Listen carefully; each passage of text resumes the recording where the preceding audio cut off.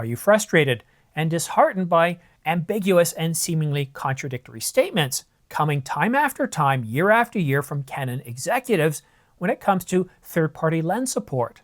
In this video, we've got candid statements coming from a Canon executive in charge of Canon's legal enforcement and ongoing third-party lens negotiations.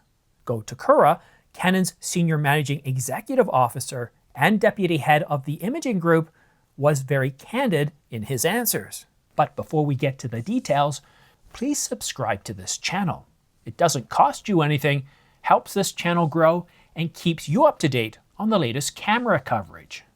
In February 2024 at CP+, Canon executives were interviewed by Photo Trend, but this interview left us with more questions than answers. We still didn't have any dates or why Canon was doing what they're doing. But Canon's senior managing executive officer and deputy head of their imaging group, Go Takura, was interviewed by Petapixel, delivering some very candid statements about the whole third-party IP enforcement and current negotiations with third-party lens makers such as Sigma and Tamron. Let's start at the beginning with something that might seem a little bit obvious to some, but not to others. Why would Canon go ahead and boot all third-party lens makers from making autofocus lenses on the RF mount? Takura-san said, Canon believes that these products infringe on Canon's patent rights and design rights, and requested that all activities that infringe on Canon's intellectual property rights cease immediately. I know what you're thinking. That doesn't sound very candid, does it? It sounds rather boilerplate. Well, are you ready? Let's get right to the truth. It's time to rip the Band-Aid off. Basically, the reason why we haven't collaborated or partnered with third parties is because of our business strategy of not partnering with third parties. We try to close it in-house and make a profit. That's the basis for our business. Thank you, Takura-san, for being open, honest, and candid with us, not giving us some sort of, boilerplate or canned speech that you would normally give to photojournalists, reporters, and filmmakers alike. It's been rather frustrating over the past couple of years not really knowing what you're doing other than you'd banned all third-party lens makers. And for those of us looking for affordable lenses from around $300 up to $1,500, this was seen as a shock. It's their intellectual property and they've been enforcing it. They're not breaking any laws, domestic or international. Thank you, Takura-san, for being open, honest, and most importantly, candid with us, not giving us some sort of canned answer or some marketing answer to these questions. You see, when you started enforcing your intellectual property back in 2022, it got a lot of us wondering what's going on because a lot of us saw third-party lenses available for other systems and they were available for the EF mount. So when you took that away, you took a lot of dreams and aspirations away from many photographers and videographers. And I do get it. You're a company in a free market economy and it's all about innovating, doing research and development, so that way you can produce a product that's in high demand, that will sell, that will generate profit to pay for staff and continue the whole cycle over again. I get it, I really do. It's just, over the past couple of years, conversations, communications have been less than anything but candid, leading us to question what's going on. And I get it, it's a dog-eat-dog world, and most of the times I feel like I'm wearing milk-bone underwear. It's not easy out there. We have so many challenges, and from 2020 to 2022, everybody, from us working at home to Canon, to suppliers, to corporations, countries, everybody around the world was suffering. Now, with all the, most of the restrictions lifted, we're trying to do our best to generate income, to generate profits, to generate sales, so that we can come into work the next day and do things all over again. We are, after all, functioning in a free market, and Canon, like it or not, is entitled to enforce their intellectual property. And I don't think most of us have a problem with that. Where we had a problem was the lack of candid communication as to what they were doing or why. Every now and then, an executive will come out and say something that would seem to contradict or give us some sort of vague indication of what they were planning on doing, making it hard for us to plan our purchases as to whether we want to stick with Canon and wait for third-party lenses or to move over to Sony or Nikon where we could get them already. This is so much better than telling us over and over that while you can't share any details, if it aligns with your strategy, then you'll take the necessary measures on a case-by-case basis.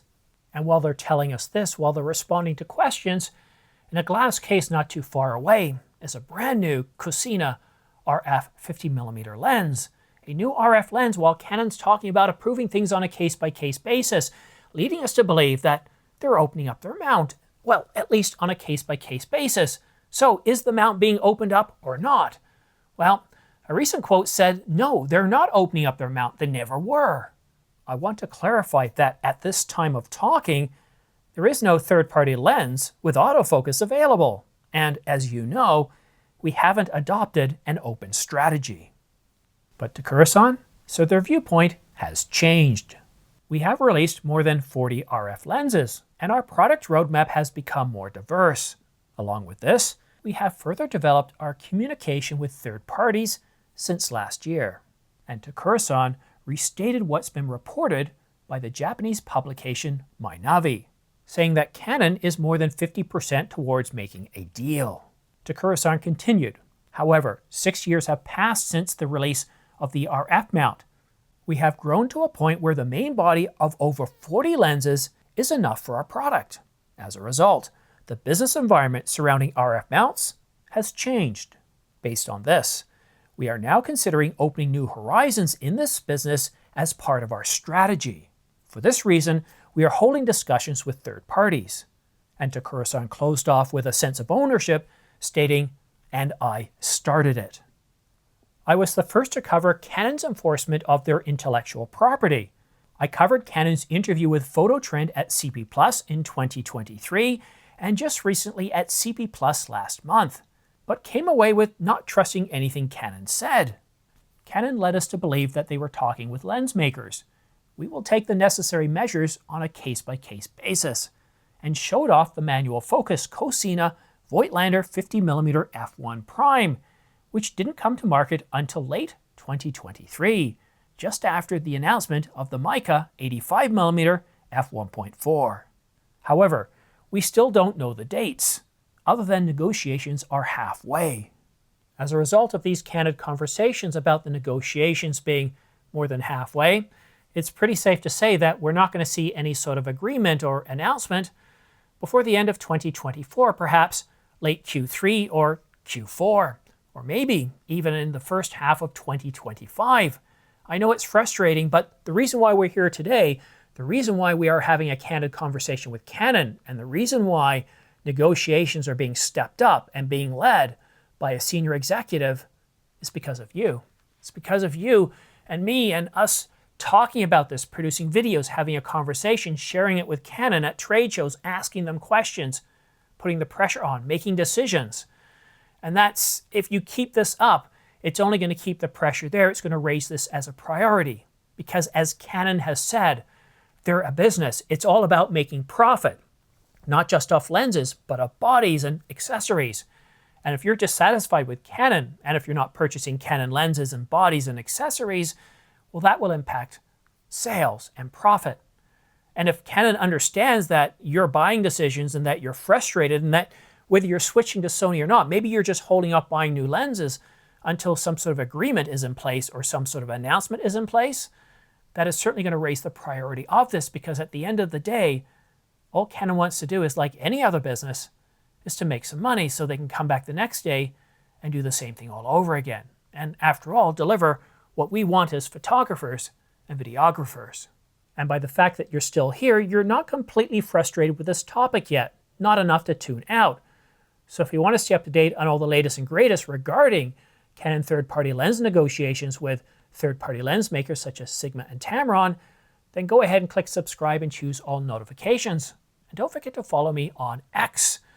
And if you're interested in purchasing new lenses, right now we see an awful lot of sales on, for example, the Canon RF 70 to 200mm is $300 off, and the 24 to 70 for $300 off. But it's not just Canon. The Nikkor 24 to 70 f2.8 also on sale, also $300 off, as is the 70 to 200mm f2.8. And Panasonic also has a lot of sales as well, especially kit packages with the S1H and the S1.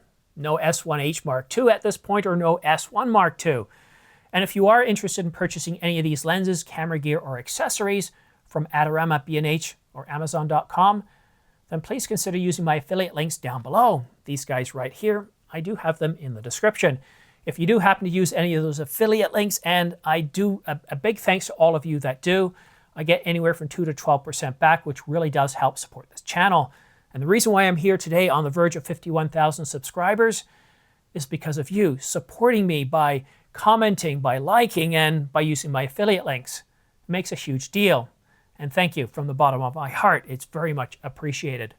But that's it for now. Thank you so much for watching.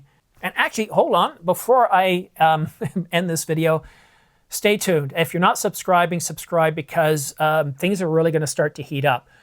The dates for the Canon EOS R5 Mark II and the Canon EOS R1, I was told today that that is happening. It could change by a week or two, but we have late April to early May.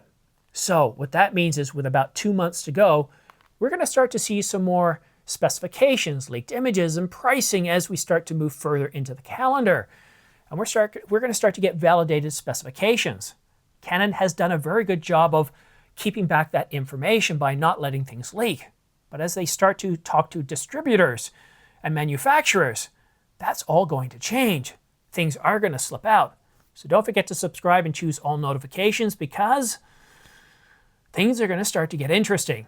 Thank you so much for watching. Have yourself a great weekend, and we'll see you again soon.